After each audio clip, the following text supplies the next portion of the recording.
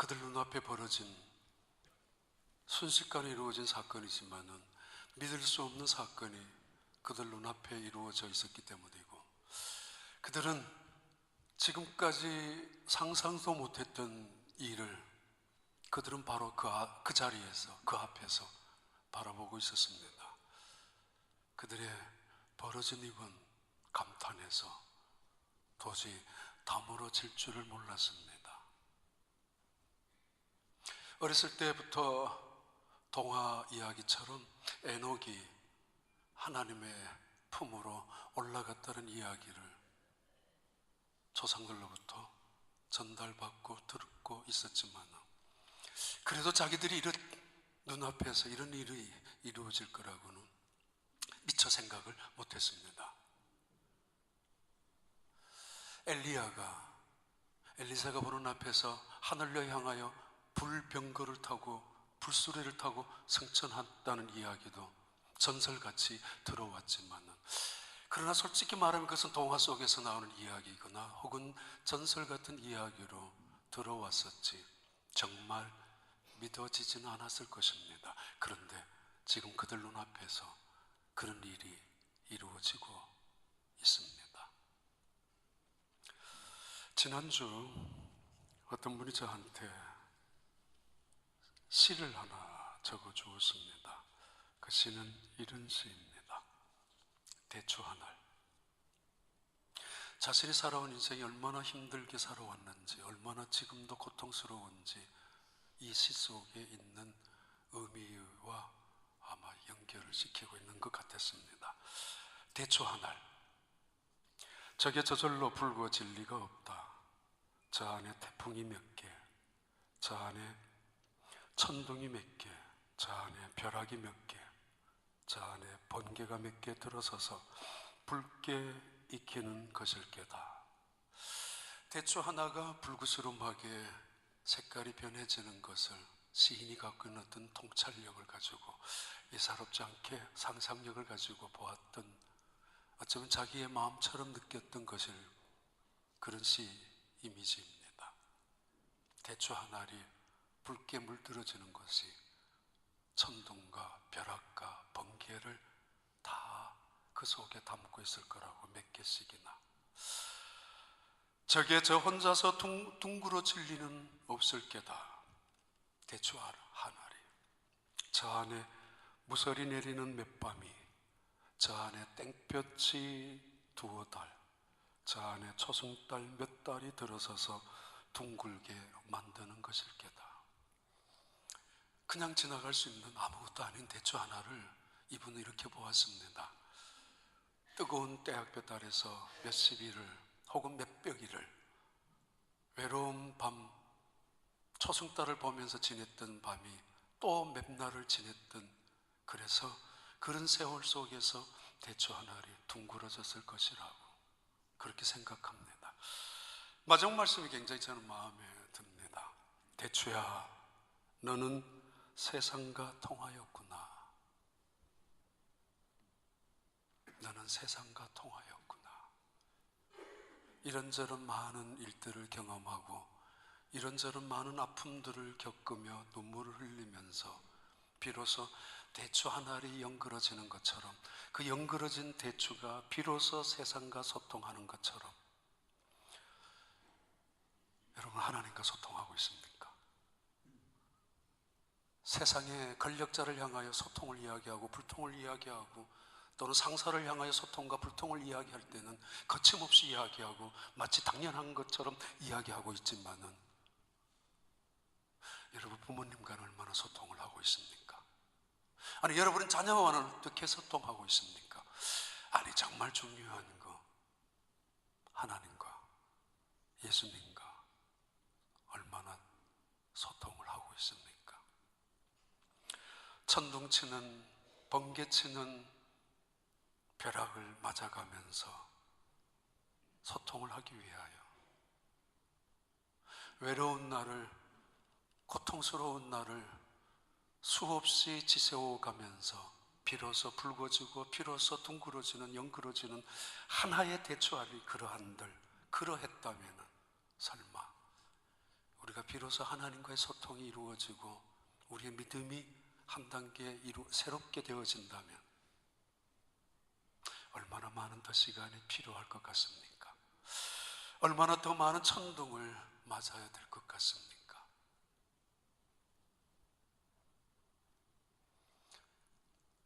지난 한 달 전에 샌프란시스코에 있는 어떤 학생이 전화가 왔습니다. 저한테 신학교를 추천해달라고. 저는 한참 먹먹했습니다. 신학교에 가야 될 학생은 아니라서, 제가 아는 학생, 제가 아는 가정의 아들이라서. 왜 가냐, 왜 가고 싶냐고 그러니까 자기 나름대로 하나님의 뜻이라고 그러더라고요. 그래도 얼마나 기도하고 얼마나 생각해봤느냐고 다시 물으니까 오랫동안 고민했었고, 그러다가 부모님한테 전화하니까 부모님이 저한테 전화 한번 해보라고. 다시 저는 말렸습니다. 가능한 한 안 했으면 좋겠다고. 자기는 가면서 남은 가지 말라고. 심술이 아주 별로 안 좋은 사람입니다만,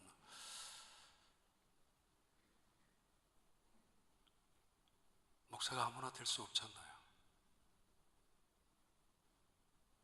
가끔 젊은 목사님들, 어린 목사님들 보면은 그렇게 이야기하기도 합니다.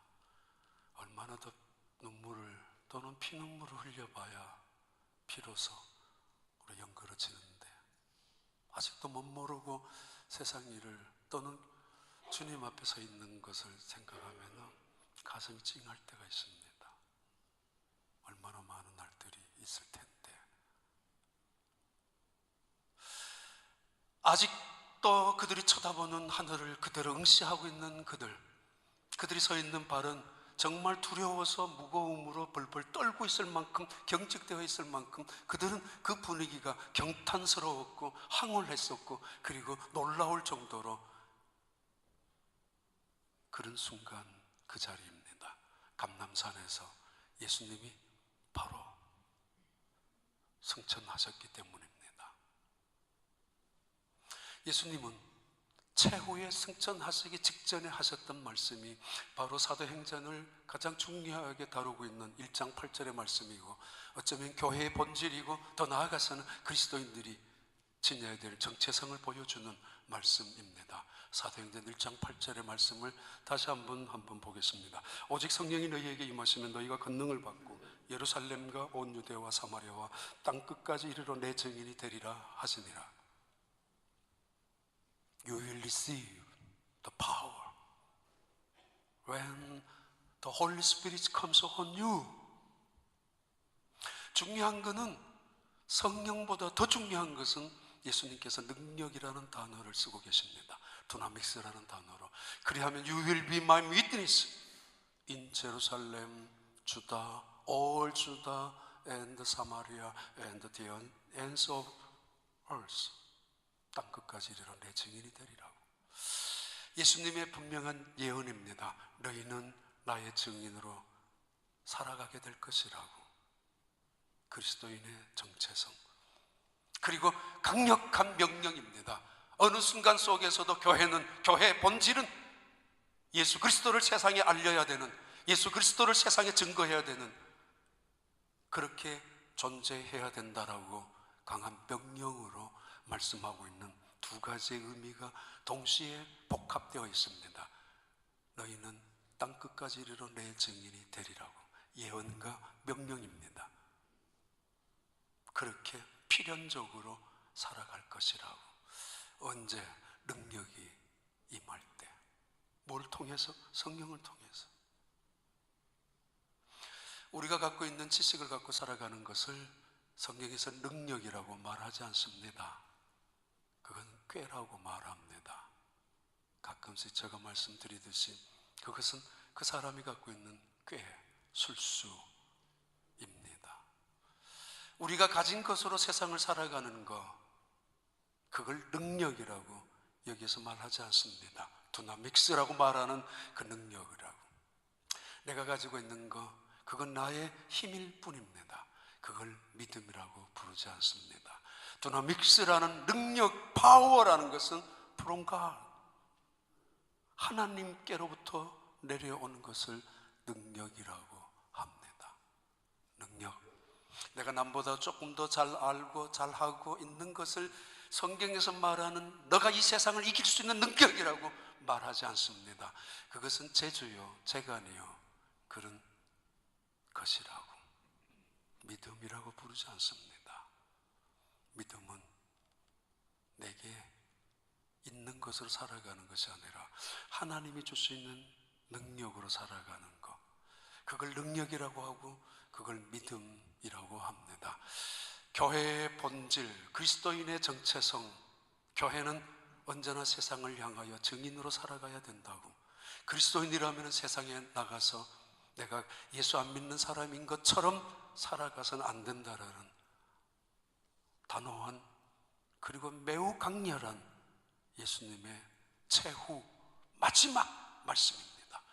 오직 성령이 너희에게 임하시면 너희가 권능을 받고 예루살렘과 유대와 사마리아와 땅끝까지 이르러 내 증인이 되리라. 1장의 이 말씀은 사도행전 2장, 3장, 4장 그리고 마지막 28장까지 연결하면 이 복음이, 그래서 이 복음의 명령을 들었던 예수 그리스도의 제자들이 예루살렘과 유대와 사마리아, 나아가서는 로마까지 이 복음이 확대되어오는 것을 기록한 책이 바로 사도행전이기도 합니다. 대초 하늘의 이야기가 마음에 찡하게 남아 있었습니다. 한 주간 동안 참 힘들었겠구나, 정말 힘들게 살아가고 있구나, 젊은 나이인데도 불구하고 저렇게 눈물을 흘리면서 심지어 죽음까지 생각하면서 살아가고 있었구나. 어쩜 지금도 그럴런지 모르지만 예수님은 이 세상의 세상 사람들과 소통하기 위하여, 그분은 그냥 말씀 한마디면, 손가락 하나면 얼마든지 모든 일을 이루실 수 있었던 분인데도 이 땅에 오셔서 33년을 사시고 적어도 3년 이상의 공생애를 보내셨고 3년 동안 공생애를 하시면서 친히 죄인처럼 사시다가 인간이 겪는 모든 고통과 아픔을 다 겪으셨습니다. 그리고 십자가에 처형당하시고 그리고 부활하시고도 40일 동안이나 이 땅에 계셨습니다. 이 말씀 마지막 남겨주기 위하여, 오직 성령이 너희에게 임하시면 너희가 권능을 받고 예루살렘과 유대와 사마리아와 땅끝까지 이르러 내 증인이 되리라. 여러분, 이 말씀은 예수님이 우리에게 최후로 바로 하나님의 곁에 가시기 직전에 하셨던 마지막 말씀입니다. 사도행전을 작년 후반부터 준비하면서 많이 주저했습니다. 망설였습니다. 이유는 내 혼자 예수 믿는 것도 힘들어 죽겠는데, 오늘도 교회 갈까 말까 고민하고 갈등했었는데 무슨 전도야, 무슨 선교야, 무슨 증인이야 라는 이야기가 사도행전 주제이기 때문입니다. 먹고 사는 문제가 우선 급급하고 직장이나 회사의 문제 또는 사업장의 문제가 여전히 어려움을 갖고 있는데 무슨 교회의 정체성이니, 무슨 하나님의 명령이니, 아니 성령의 충만한 이야기, 성령 세례의 이야기 같은 것은 나중의 이야기지, 지금 당장 비즈니스의 문제이고 지금 당장 회사의 문제가 걸려있는 것이 내게는 사활에 걸려있는 것이 다름없습니다. 그래서 무슨 성령의 역사예요. 내 자식의 문제가 당장 코앞에 떨어져 있는 물처럼, 눈앞에 있는 꽃처럼, 그런데 다음 세대를, 미래를, 오늘 당장 내 자식의 문제가, 아픔의 문제가 있는데 다음 세대를 위해서 다리가 되자라고, 1년의 문제도 모르겠는데 20년, 30년 후의 교회의 미래를 바라보자고. 어쩌면 마치 뜬구름 잡는 이야기일 수도 있고, 아니 성도님들의 삶 속에 나타나는 그 많은 천둥 같은 번개를 치는 세월 속에 살아가는 것을 일방적으로 무시하는 것 같아서 주저했었습니다. 사도행전을 시작한다는 것이 또 미안도 했었습니다. 그러나 말입니다, 본질적인 문제로 한번 다시 되돌아가 명분을 갖고서 지난달부터 사도행전을 시작했습니다. 다시 한번 물어볼까요? 하나님과 소통 얼마나 하고 있습니까? 기쁨 속에, 슬픔 속에서도, 혼자 속에서도, 많은 사람들 속에서도, 성공 속에서도, 실패 속에서도. 그래서 비로소 나는 하나님이 어떤 분인지, 하나님이 얼마나 신실하신 분인지, 예수 그리스도가 이 땅에서 그리고 마침내 우리에게 말씀하신 이 명령의 의미가 무엇인지를 비로소 깨달으면서 비로소 나는 하나님과 소통하게 되었다라고, 나는 예수님을 제대로 믿게 되었다라고, 다른 사람이 여러분 자식이 여러분을 바라보면서도 그렇게 말할 것 같습니까?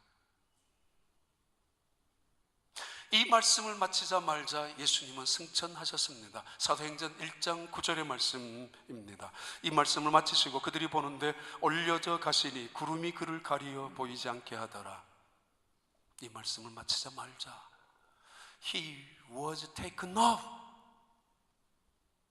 before their very eyes. 바로 그들의 눈이 보는 앞에서, 생생하게 눈들이 살아있는 그 바로 그 직전에, 그 앞에서 예수님이 순식간에 하늘로 올라가셨고, 그 순식간이 지나자마자 A cloud hid him. 순식간에 그를 가리고 말았습니다. From their side. 그들이 보는 자리에서. 먼저 이렇게 생각할 수 있습니다. 만약에 예수님께서 그렇게 승천하지 아니하셨다면 지금까지 어디 계셨을까? 뭘로 설명할 수 있을 것 같아요? 예수님이 그런 방법으로 승천하지 아니하셨다면 지금까지 어디에 계셨을 것 같아요? 부활하신 예수님이 지난 2000년 동안 부활도 거짓이 될 것이고, 부활하신 그 예수님이 하나님의 아들이라는 사실은 더더구나 인정할 수 없었을 것입니다. 기독교의 5가지 중요한 핵심이 있습니다. 첫째는 탄생, 그분의 오심입니다. 두 번째는 십자가의 죽으심, 세 번째는 부활, 네 번째는 승천, 다섯 번째는 재림입니다. 이 5가지 예수 그리스도의 이 세상에 오심부터 승천, 다시 오실 재림까지를 복음이라고 하고 캐리그마라고 부릅니다.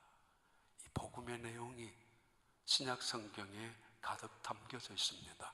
그분이 어떻게 오셨는지, 왜 오셨는지, 어디에 오셨는지, 그분이 이 세상에 계셨을 때 어떻게 사셨는지, 십자가에서 왜 죽으셨는지, 그리고 부활하셨는지, 그리고 네 번째 승천하셨던 이야기.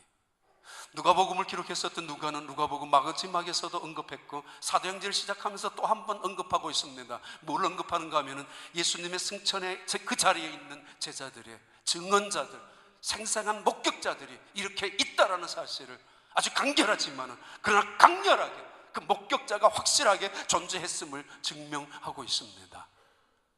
다시 한번 생각합니다. 만약에 예수님께서 하늘로 승천하지 아니하셨다면 어디에 계셨을까? 어떻게 설명할 수 있을까? 말도 되지 않습니다. 지금까지는 옆에서 오셨고 뒤에서 오셨고 앞에서 오셨던 예수님, 그러나 이 땅에 2000년 전에 주님이 그 당시에 33년 전에 오셨던, 하늘에서 내려왔던 그때 예수님은 다시 하늘로 올라가셨습니다.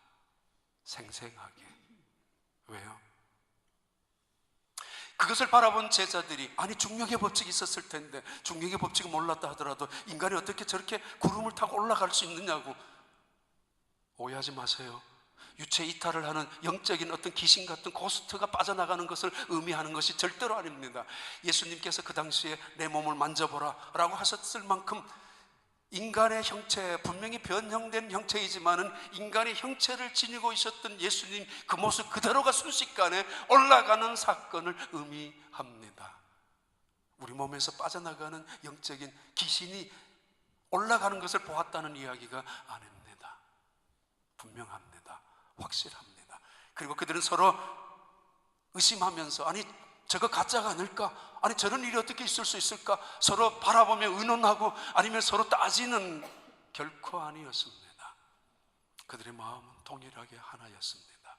물리를 걸어오셨던 예수님, 부활하신 예수님, 그분이 오셨던 하나님의 나라로 올라가시는, 자기의 집으로 올라가시는 그 예수님, 하나님의 나라는 영적인 하나님의 나라, 우리 마음 속에, 우리 가정 속에 임하는 지역적인 로컬 의미가 전혀 없는, 로컬리즘이 전혀 관계하지 아니하는 하나님의 나라가 있지만은 궁극적인 하나님의 나라가 분명히 존재하고 있음을 가르쳐 줍니다. 그 어딘가에, 없대요. 아니면 어딘가에, 세상 어딘가에 하나님이 함께 하시는 그 자리, 영원한 천국이 그들 마음속에는 그 순간 확신했을 것입니다.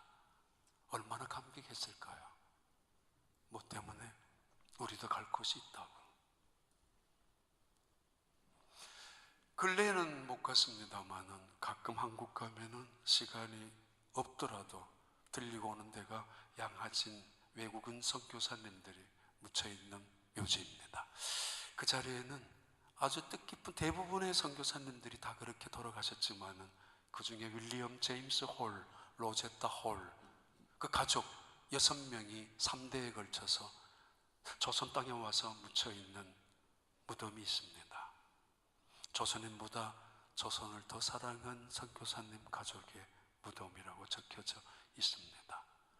윌리엄 제임스 홀은 원래 캐나다 토론토 출신입니다. 그런데 선교에 대한 관심을 가지고 뉴욕에 내려와서 의대를 공부하고, 그리고는 선교 뉴욕 근처의 빈민가에 갔다가 거기에서 일하고 있는 로제타를 만나면서 뜻이 통하게 됩니다. 함께 공부하고, 그래서 원래는 인도로 가려고 하다가 하나님의 뜻에 의해서 조선이라는 나라에 건너왔습니다. 1892년도에 대한민국의 땅에 들어왔습니다. 그리고 평양에서 의료시설을 설치해 놓고 부부가 많은 환자들을 치료하기 시작했습니다. 평양 감사였던 민병식이라는 사람이 아주 노골적인 방해 공작에 의해서 굉장히 핍박을 당하고, 주변 사람들도 처음에는 귀신 같은 서양인들이라고 해서 아주 모욕까지 당하면서 저녁이면은 별별 돌멩이나 나무나 이상한 것들로 그 집 안에 던지고 그러면서도 있었던 그분들이, 윌리엄 제임스 홀 1995년 11월 24일 대한민국에 건너왔었던 많은 선교사님들 중에서는 최초로 선교 하나님의 품에 가신 분이 되고 말았습니다. 청일전쟁 때문에 많은 사람들이 부상병이 되고, 또 그러면서 많은 병균이 생길 때 과로로 쓰러지고, 홀이라는 선교사님 쓰러지면서 말라리아에 걸리고, 그리고 그 자리에서 얼마 지나지 않아서 돌아가셨습니다. 돌아가실 때 그의 한국에 와서 결혼한 최초의 부부이기도 합니다. 서양식 결혼을 한국에 와서 했습니다. 그만큼 선교에 대한 의지, 예수님의 말씀에 대한 순종을 가지고 정말 훈련받고 찾아온 부부였습니다. 돌아가실 때 2살짜리 아들이 하나가 있었고, 그 안에 살아가는 그 아내의 몸속에는 7달 된 딸이 있었습니다. 떠나고 싶었던 로제타 홀, 한국에 온 지 2년 만에, 그리고 3년 반 만에 남편을 잃어버리고 일을 제대로 시작하지도 못한 채로 결국 미국으로 건너왔습니다. 미국으로 와서 태아에 있었던 아이를 낳고, 그리고 다시 점자 학교를 다니면서 한국으로 건너왔습니다. 건너올 때 마음속에 던져진 남편이 남겨놓은 말씀 때문입니다. 내가 다른 사람들이 다 철수할 때 평양에서 철수하지 않고 난 괜찮다고 그러면서 남겨두었던 이야기, 편지 글 속에 후회하지 말라고, 내가 만약 이 자리에서 하나님이 불러가더라도 후회하지 않겠다고. 그리고 우리는 예수님의 말씀을 쫓아서 조선에 왔고 예수님의 말씀을 따라 충성했다고. 그리고 그 모든 값은, 그 모든 보상은, 그 모든 대가는 하나님이 하실 길이 하실 것이니까 다만 순종하라고. 떠나가면서 죽기 직전에 보내준 편지 글 때문에 그는 다시 미국 땅에 와서 점자학교에 다니면서 다시 한국으로 건너오고, 그러면서 농아학교, 맹아학교를 세우기 시작하면서 다시 그 땅에서 열심으로 노력했습니다. 로제타 홀 28살 젊은 나이에. 그런데 또다시 2년 만에 데이스라는 딸아이가 풍토병에 죽고 맙니다. 평양에서. 이게 뭐예요? 남편도 그렇게 돌아가시고 딸마저도 이런 방법으로, 아니 힘이 되어줘야 되고 기적 같은 능력이 이루어져야 하는데도 이게 왜 이래? 평양에서 죽어버린 딸아이를 한국 목사님 김천석이라는 목사님이 등에 업고 그 로제타 홀과 평양에서 서울까지, 바로 잔다리꼴이라고 불리워졌던 합정동 양하진 그 땅에, 그 당시에 서울에서는 완전히 한 모퉁이에 불과한 고종황제의 그냥 불쌍히 여김을 받아서 묻혀있는 자기 아빠의 옆에 묻어주려고 걸어내려 오던 중에 하염없이 눈물을 흘렸다고 합니다. 그리고 이것이 어떻게 선교이냐고, 하나님은 정말 살아계시는 거냐고, 그럴 때 환상처럼 보이면서 자기 마음속에 들려오는 음성이, 여보, 나 안 죽었어. 나 안 죽었어. 그리고는 등에 엎혀서 이미 죽은 그 아이, 한국 목사님 의해서 평양에서 서울까지 걸어오는 그 등에 엎혀있는 그 시체 덩어리지만은 이 아이가 함께 아빠 옆에서, 엄마, 나 안 죽었어. 세상 사람들이 봤을 때는 죽었다고 할는지 모르지만 자신들이 보는 눈앞에서 순식간에 사라지는 예수님, 어디로 가셨어요? 구름 속에서 없어졌어요?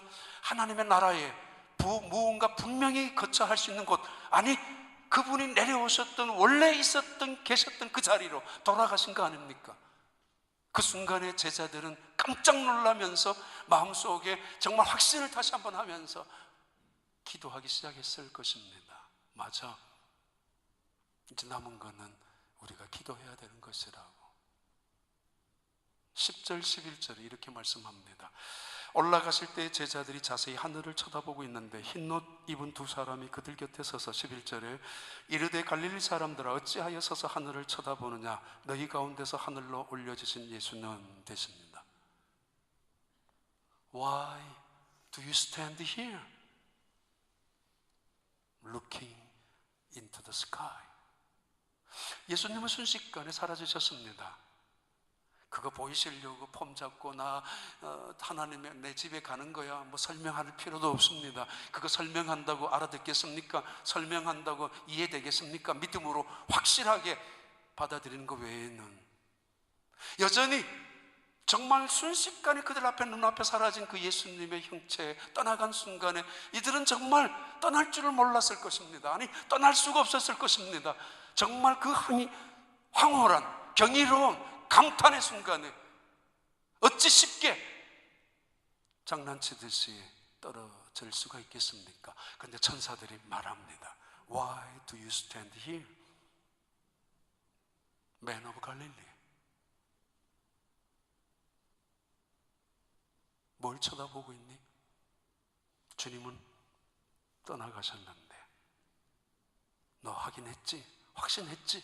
이래도 못 믿겠단 말이야? 그리고 이제 하늘 쳐다보지 마. 쓸데없이 엉뚱한 거 쳐다보지 말라고. 주님이 순식간에 올라가셨고, 인간이 가지고 있는 두 가지의 아이러니가 있습니다. 인간만은 하나님의 형상으로 지음받은 절대적인 존엄성을 갖고 있습니다. 짐승이 아무리 예쁘고 짐승들이, 동물들이 아무리 괜찮다 할지라도 하나님의 형상으로 지음받은 짐승은 하나도 없습니다. 유럽에서는 또는 어쩌면 앞으로 짐승과 이상한 관계를 하고 있는 인간들을 동일하게 평등이라는 이유로, 짐승과 동일한 인권이라는 이유로 허용하는 법도 있을 것입니다만은, 어쩌면은 남자와 여자의 화장실까지 구별하지 않아도 될 만큼 그런 세상으로 살아가고 있을 수 있는 세상이지만은, 분명한 건 인간만이 가지고 있는 존엄성이 있습니다. 그것은 하나님의 형상이고, 이것은 바로 하나님과 교제하는, 하나님과 소통하기 위하여 인간에게만 허락하신 놀라운 축복입니다. 그러나 잊지 마셔야 합니다. 인간은 dust from earth, 땅에서 올라오는 먼지로 만드는 존재입니다.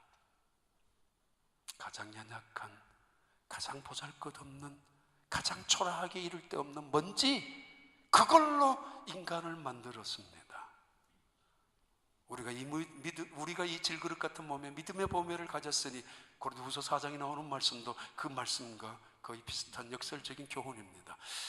맨 오브 갈릴리 사람들, 여러분 이렇게 말하지 않습니다. 천사 2명이 나타나서 사도들이여 이렇게 명명하지도 않습니다. 호칭하지도 않습니다. 아니 3년 동안 따라다녔던 제자들에게 당연히 제자들아 라고 불러줘야 될 텐데 갈릴리 사람들아 부르고 있습니다. 지금 그들은 예수님의 죽음을 목격하고 십자가를, 그리고 그들은 40일 동안이나 예수님의 부활을 체험한 대단한 특권과 그리고 대단한 축복을 받은 사람임에 틀림없습니다. 그리고 그들은 그들의 눈앞에서 예수님이 마치 에녹처럼 전설 같은, 마치 엘리야처럼 동화 같은 이야기 속에나 나올 법한 그 사건을 생생히 보았습니다. 이만한 축복, 이만한 선택받은 사람들이, 이만한 특권을 가지고 있는 사람이 어디 있습니까? 나 예수님에게 하나님께 선택받은 사람이야, 나만한 사람이 있으면 나와보라 그래. 내 예수님의 죽으심과 부활과 그리고 승천을 본 사람이야. 그러지 말라고, 그러지 말라고.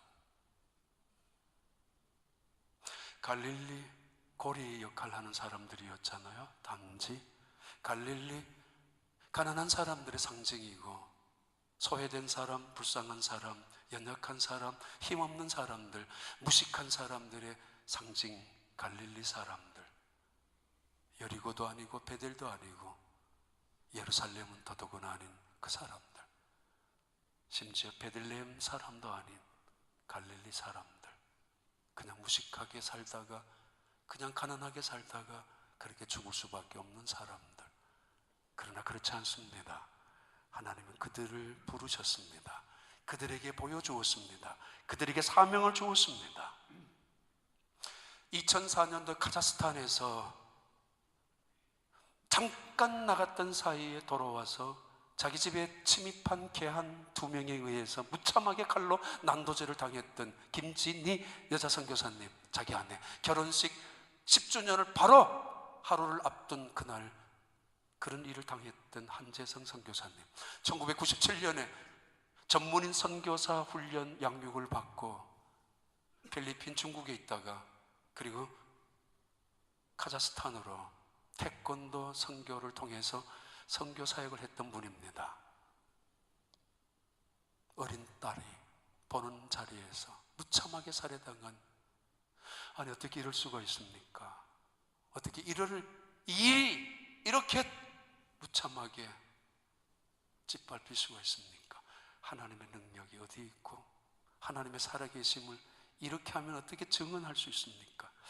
그분이 2004년도에 대전에 돌아와서 안식년을 할 때 지은 책이 하나가 있습니다. 그 책 이름이 남은 자의 이야기입니다. 남은 자. 그 중에 한 부분입니다. 지금 제가 살아남아 있다는 것이 아내 앞에서 얼마나 부끄럽고 미안한지요. 살아남은 이유를 그때는 몰랐는데 지금 생각하니 주님은 불쌍하게 남을 어린 두 딸을 봐서 저를 살아남게 해주었습니다. 아직도 철없이 보이는 두 딸을 바라볼 때면 제 마음은 천갈래 만갈래로 찢어집니다. 한참 넘어갔어요. 살아남기 위해서 난 지금 무엇을 하고 있는 것일까요? 살아남기 위해서 또 지금 내가 무엇을 할 수 있을까요? 살아남은 자가 감당해야 할 몫이 살아남지 못한 자보다 더 크게 느껴지고 있습니다.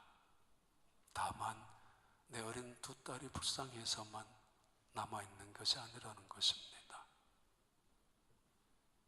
Why do you stand here looking into the sky? 왜 하늘만 쳐다보니? 너가 왜 살아남은 줄 알아? 너희들 왜 하나님의 나라에 내가 함께 끌고 가지 않고, 왜 함께 가지 않고 너희들 남겨놓은 줄 알아? 그 이유가 뭔 줄 아느냐고.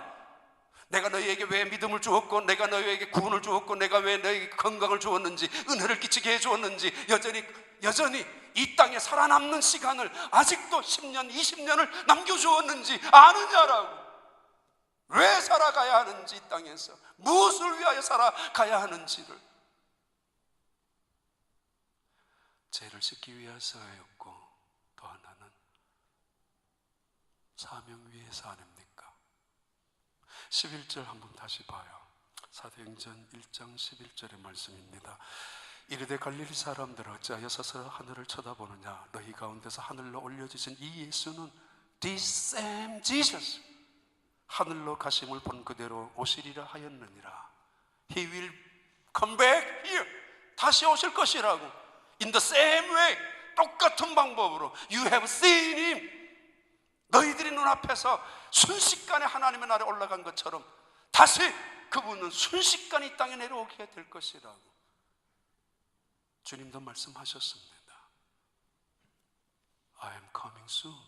아니, I am coming 가고 있다고.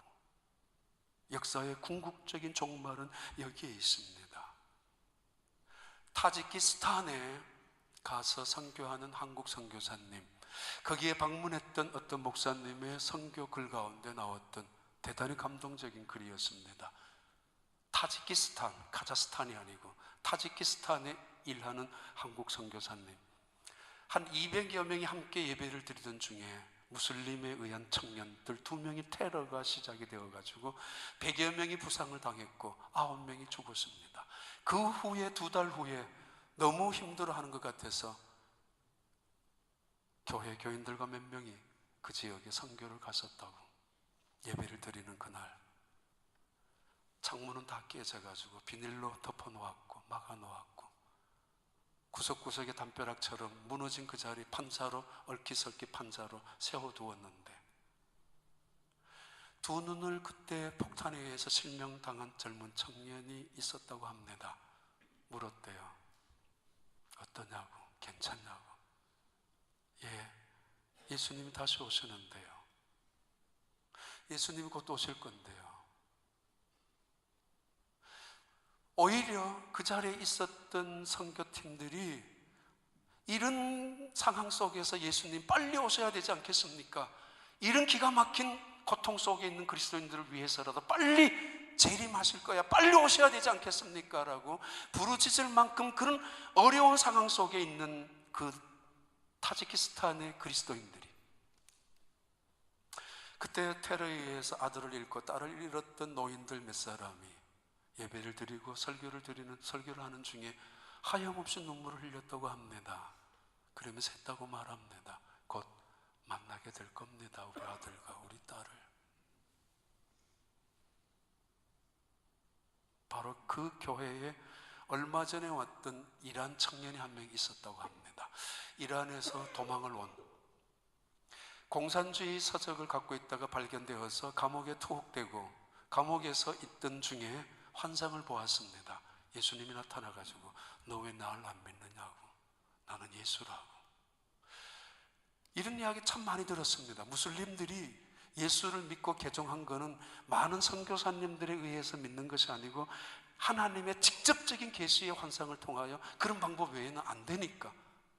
그만큼 급하고 그만큼 긴박하고 그만큼 가까워졌다는 이야기예요. 주님이 종말이, 재림이.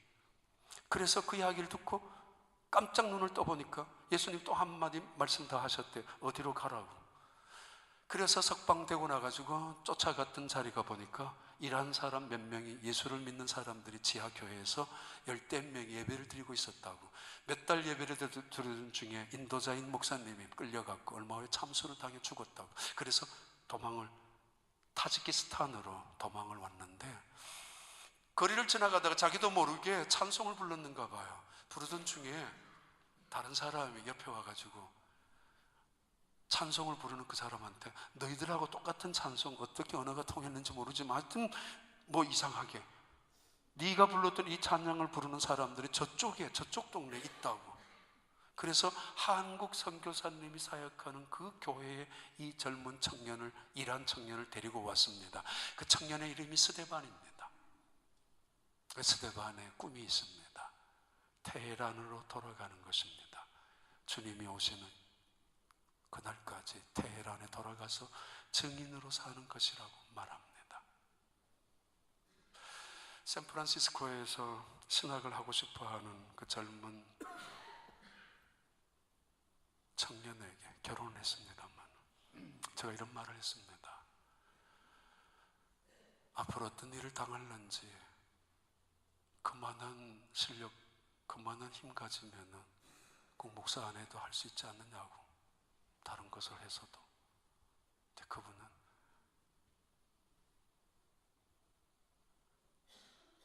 예수님께서 내게 말씀하시는 것이라면 내가 받은 은혜가 어디든지 가고 싶다고, 가야 될 것 같다고.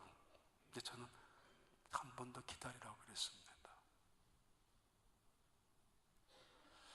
여러분, 하나님과 어떻게 소통을 하고 있습니까?